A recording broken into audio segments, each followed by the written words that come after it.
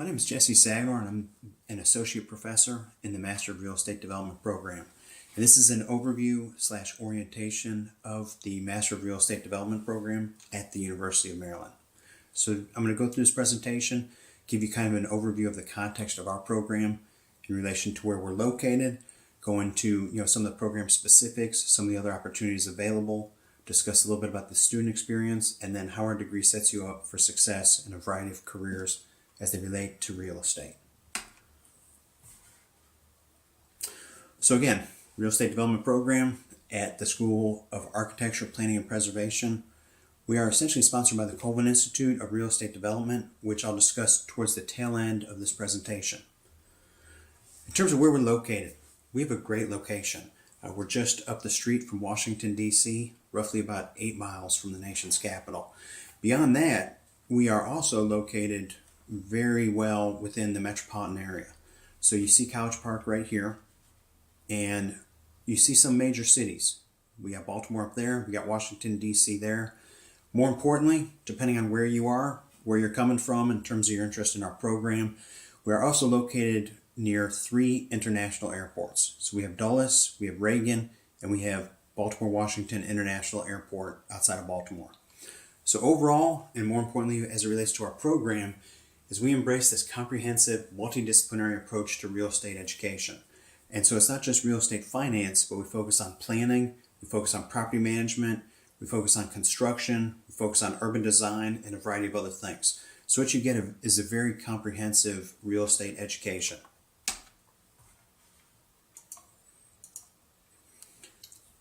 Another aspect of our program is focusing on the quadruple bottom line. And what we mean by that is we focus on 3 things. Real estate used to focus on 3 things, but we focus on 4 things. So the overall economic viability of the project, ensuring that we teach from a perspective where students understand the importance of environmental respect and sustainability.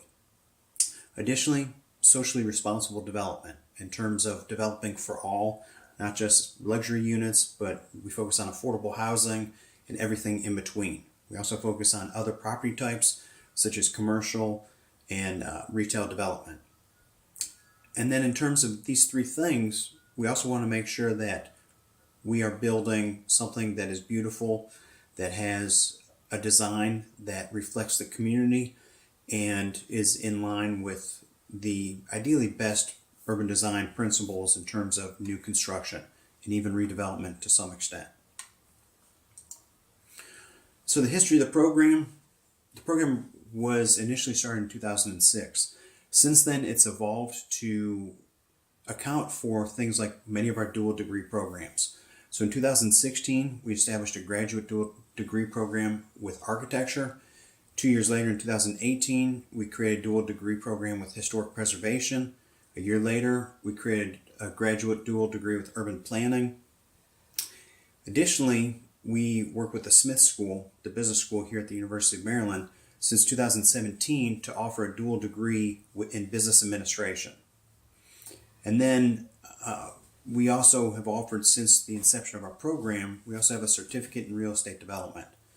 And then finally, at the undergraduate level, we created a minor in 2016, and we approved an undergraduate major in real estate development in 2020. Now, in terms of the program statistics, who are our students in our program? A majority of our students are working. It's one of the reasons why our courses are offered at night, typically from 7 to 9:40 p.m.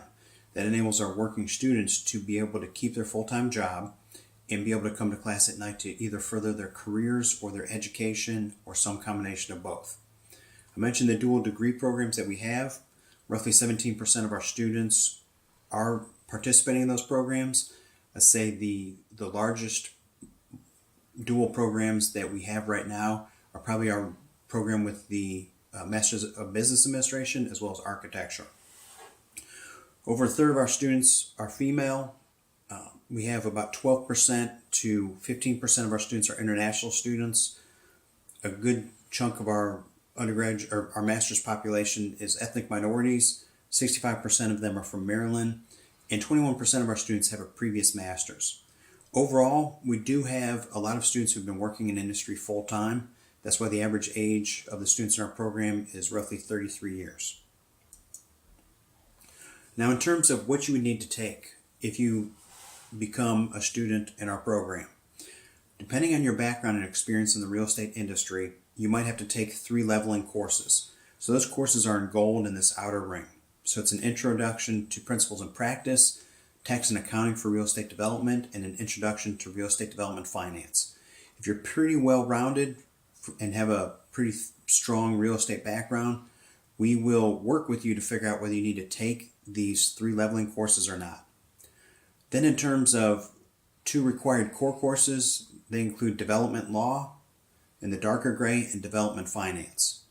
And then we have 5 cognate courses, and these courses focus on other aspects of real estate development that you would need to know.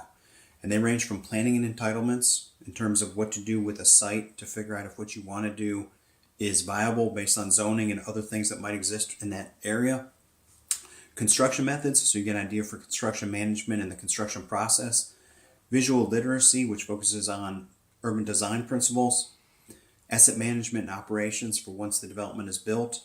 And then finally, valuations and market analysis to understand whether your idea is feasible or not.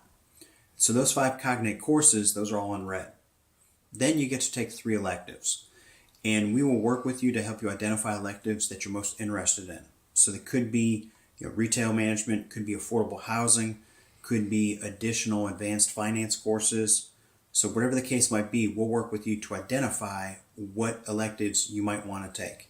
And then finally, all of your education results in a capstone project, which basically enables you to take every aspect of real estate that you've learned about and put together a comprehensive feasibility development package related to that specific site that you're studying for that semester. Now, in terms of flexible scheduling, if you were to attend our program full-time, you would basically be taking enough courses to graduate in 16 months.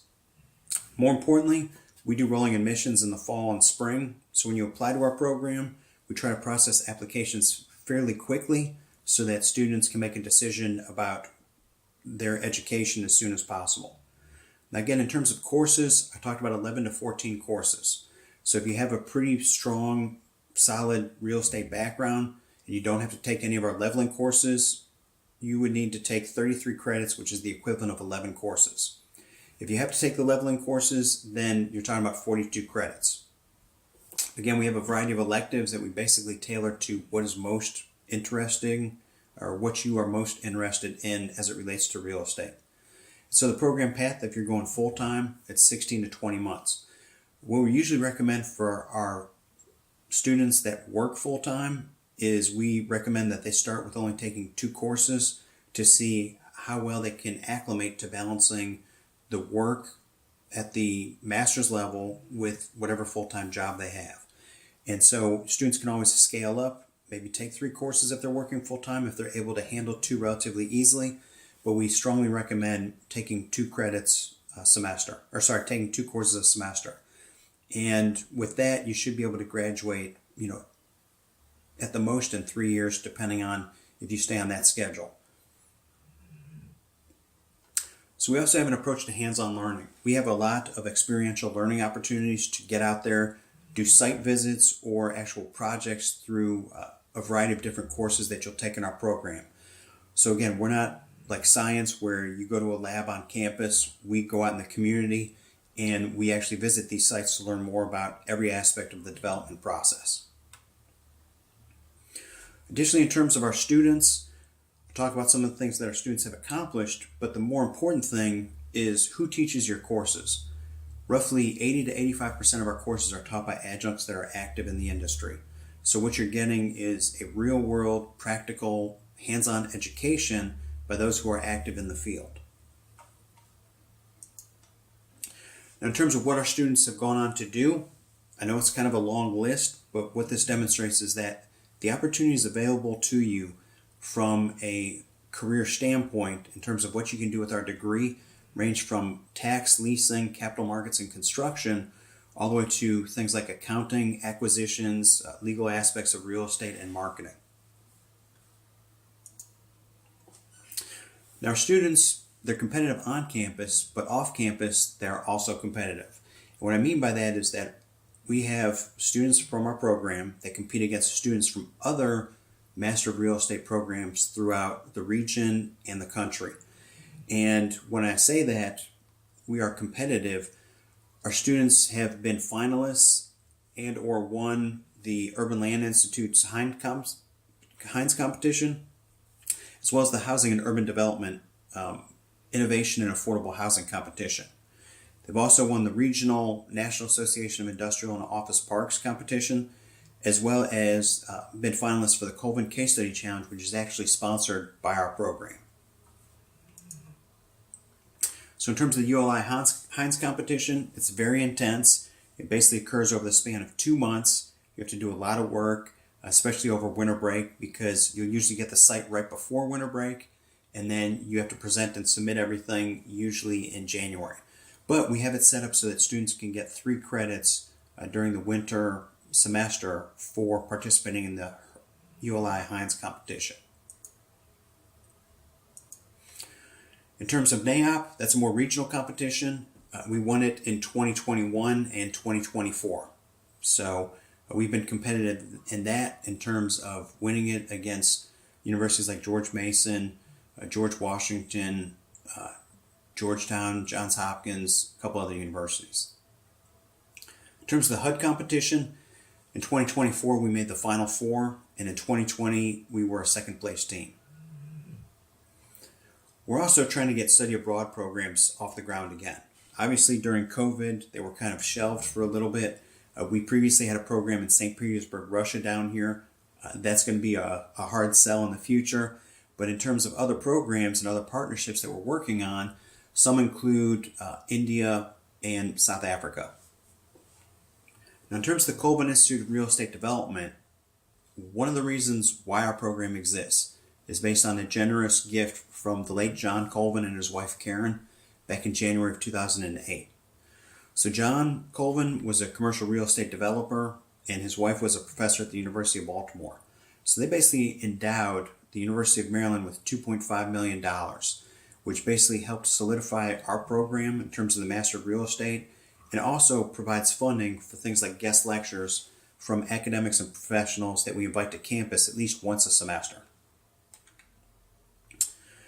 It also sponsors the Case Study Challenge, which I mentioned previously. And so in the past, we've had winners from Colorado State, Penn State, University of Colorado, New York University.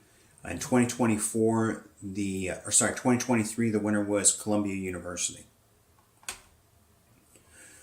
We also have held a gala that was titled the Entrepreneurship and Innovation in Real Estate Awards Dinner, and that was hosted by the University of Maryland. The president attended, as well as the deans from engineering, business, and the School of Architecture, Planning, and Preservation. As I mentioned previously, we do bring in people to guest lecture from time to time.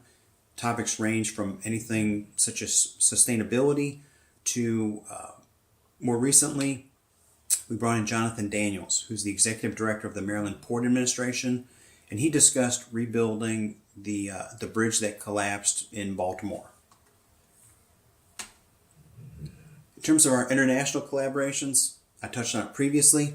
We're currently working on international collaborations with both South Africa as well as India to possibly establish study abroad programs in the near future.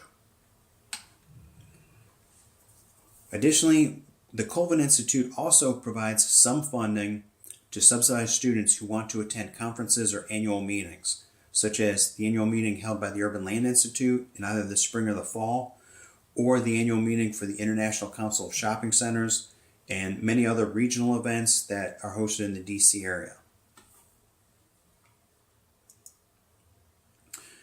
They also help fund student and alumni happy hours and a variety of other events that we'll hold that are more informal, but provide opportunities for students to network with alumni from our program that are active in the DC area and beyond. So that essentially wraps up everything that you might want to know about our program on a basic level. But if you have any additional questions, please feel free to reach out to me. listed my email address because I know that we might have a lot of international students that might be reviewing this orientation to our program. So feel free to reach out to me via my email address, and we can set up a Zoom and to follow up so I can answer any and all questions so that you can make ideally the best decision for where you might spend your master's degree with us. So again, if you have any questions, feel free to email me. Thanks for listening to this. Trying to make it interesting, trying to make it relatively short. I apologize if I was long-winded, but I get excited talking about the program and I don't want to miss anything out. So good luck. And again, if you have any questions, feel free to email me at jsagnor@umd.edu.